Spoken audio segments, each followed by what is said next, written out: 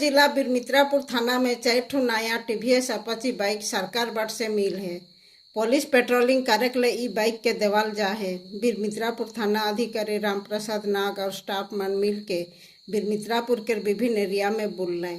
Police के एखन patrolling करे के लिए सुविधा हो गला।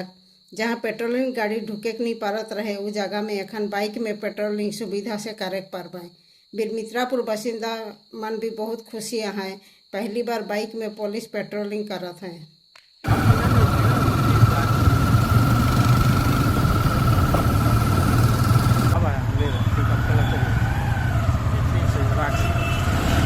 एक्चुअली में ये है ना पीछे बैठे रहने से ना। हाँ देखते हैं आगे वाले से फ्रंट से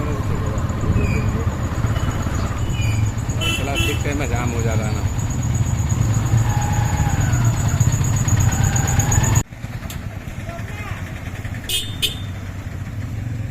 चलिए चलिए चलिए गाड़ी गाड़ी गाड़ी निकाल गाड़ी